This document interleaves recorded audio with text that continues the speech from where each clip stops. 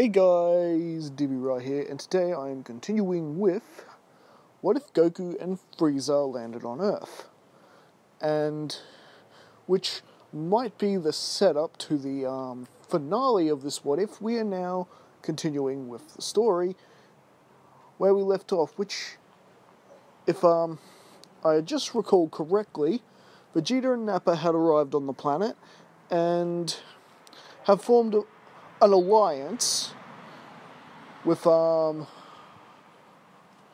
and Frieza and the Dragon Team, and Raditz, yes, Raditz is there too, to pretty much join forces to take on Lord Frozen, the basically Lord Frieza's replacement in the Frieza Empire after King Cold decided to get rid of the boy, deciding he was ultimately a failure and inferior, especially since something went wrong in the creation process of Frieza, which has made Frieza a goody-good. And well, they are in space now, and everyone is taking advantage of the grav chamber. Now mind you, the Dragon Team, or the Earthlings, are not getting the kind of results that the Saiyans are getting from it, nor in fact the kind of results that Frieza is getting from it, which are currently unknown at this point of the story. However, they have managed to take refuge on the very planet that Lord Frozen had given Nappa, Vegeta, and Raditz for training purposes, because Lord Frozen did understand the value of having a few Saiyans alive, and that their battle strength was important. In fact, it led to a unique policy in the Frozen Force that soldiers of the Frozen Force were to train and get stronger. Lord Frozen even participated in training himself. Now, whether or not he worked as hard as Frieza did once Goku started catching up to his power, that remains to be seen. And well, now that Vegeta, Nappa, and Raditz are feeling confident about their gains thanks to the grav chamber of the spaceship, they feel like it's now time to start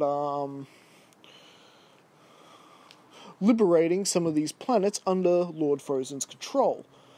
And so, with pretty much Vegeta leading the charge, they're attacking these planets, and pretty much immediately, it's pretty much horrifying both Goku and Frieza, because, remember, Frieza is not just, he's not a ruthless killer in this timeline, and Goku is very appalled by how the Saiyans are behaving as well. Surely there's no need to destroy all these people, even though, yes, they do work for the bad guy. I should have known you wouldn't be cut out for this, Kakarot. You are too soft to be a Saiyan. If any of these guys get a hold of your kid, they wouldn't hesitate to snap his neck right there. And, well, unfortunately for them, especially with a warrior like Piccolo there, unfortunately, Goku, the Saiyan has a point. After all, back in the day, I wouldn't have hesitated. And so, the battle is going on, and they do manage to liberate that world, as well as in between training sessions and then recovery and then going off to liberate another planet. Now, as far as witnesses go, they are pretty much leaving none alive. Nappa, Raditz, and Vegeta are making sure no one is left alive to even tell Frozen who's doing this. No, they want to pretty much get the drop of Lord Frozen as much as possible. However, Lord Frozen is more than aware that this is obvious. Vegeta, Nappa, and Raditz is doing along with their new friends. Remember, someone had their scouter on, and Lord Frozen overheard the whole thing. I'm pretty sure I mentioned that in a previous part, that Lord Frozen did indeed hear about this, and does know that his long-lost brother Frieza has been found. And so, this is not as a surprise to him, and he's not too worried. So far, the planets they managed to liberate were actually planets he was considered doing away with anyway. So he's not too worried at this point. One weakness he does share with his brother Frieza is that Lord Frozen is indeed overconfident. And well, one day, after a good day of conquering, as it were, the Dragon Team, Nappa, Raditz, Vegeta, and Goku, Frieza, they're all returning back to the base planet. And on their way there, they're sort of intercepted by another ship. It is identical to one that they used in the Frieza Force, and basically they've immediately started firing on them. And however, these shots aren't really managed to they're not for blowing them out of the sky. It's simply get them to basically pull the ship over and listen. And well, all there is this message coming through the comms, and this voice, this guy who sort of sounds a bit like a Frenchman, is going, "Mon ami, prepare to be boarded. Prepare for docking." And basically, the ships end up docking to one another, and basically these soldiers who dress pretty much a lot like the Frieza Force, however there's a slightly different symbol on them, are brought before someone else. You've probably guessed it. It is Lord Cooler. Yes, the other brother of Frieza has found him. So this is where you've ended up, Frieza. Scurrying about earthlings and monkeys. And Frieza is actually quite delighted and happy to see his older brother Cooler again. Now, even though Cooler was a lot like Father, Cooler did actually stick up for his younger brother from time to time. And, well, we all know the reason Cooler was never given the Empire is that the fact that he was too much like King Cold. And, well, basically, Cooler informs Frieza that their father has long been dead, and that Frozen is the one responsible, and he proposes that he too joins this little alliance. "Oh, I've heard about your deeds. We've been watching you, you see. No doubt your group is powerful, but not powerful enough to take on the entire Frozen Force. You're going to need our help. But there is a condition. When this is done, dear brother, you will hand over the Empire to me, as it should have rightfully have been mine to begin with." "Oh, don't worry about that, Cooler. I've no business taking over that Empire. To be honest, banishing me was the best thing Father could have done." And, really? You don't say. And, well, Cooler decides to power up to his 5th form. Such confidence. Let's see what you can do. And, well, with what is not much of a sparring match, with pretty much a flash of an attack, Cooler is on his knees, kneeling to his brother. What kind of power is this?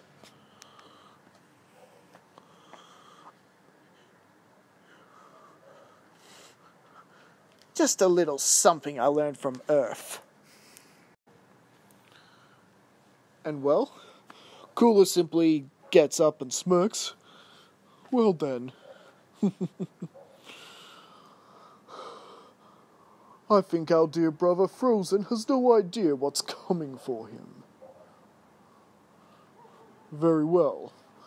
I will aid you in your quest. But remember our deal. The Empire is mine afterwards. And so, with that, Cooler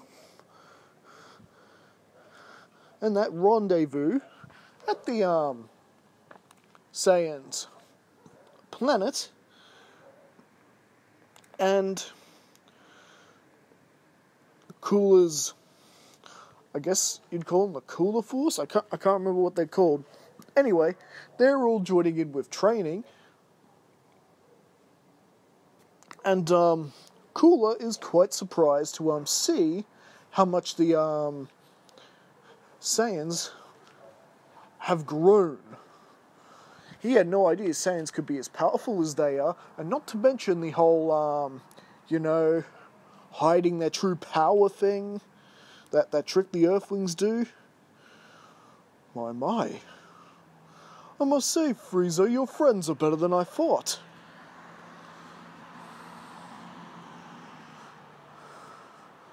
Oh dear brother, you haven't seen anything yet. And, so, pretty much with that, they begin going along, and they're assisting with liberating planets, just like Cooler said he would, keeping his part of the bargain. And well, just to be clear, when they leave the planet, everyone has left the planet. Bulma's with them, Chi-Chi, everyone who went with them, as part of the Dragon team is concerned, goes with them on these liberation missions. Be a bit dangerous to sort of leave them on this planet on their own. And well, as they successfully liberate another planet and free the slaves to it, Frieza, if you keep freeing all these slaves, there's not going to be anything left for me. Oh, I'm sure you can start again. Make it better. Perhaps, if you offer these people our great technology, you won't need to conquer them. They will serve you gladly, without hostility. This gives Cooler something to think about. After all, the way his father taught him to do things, it's always been, conquer, oppress, and ask questions later. And well, as they're arriving home to Saiyan base, they are met with an unfortunate surprise, because Frozen has arrived in his personal transport, along with all his best men, including Sarbon Dodoria, the Ginyu Force, and a garrison of his best soldiers. Oh yes, the all-out war between the Cooler Frieza, I want to say the Cooler Frieza Alliance against the Frozen Empire is about to begin. And that's where we're going to be leaving things for right now. So what did you guys think? Did you enjoy this part of the story? How are things going to go? And which one is the stronger brother? Is it Frieza or is it Frozen? We'll get back to you with that next time.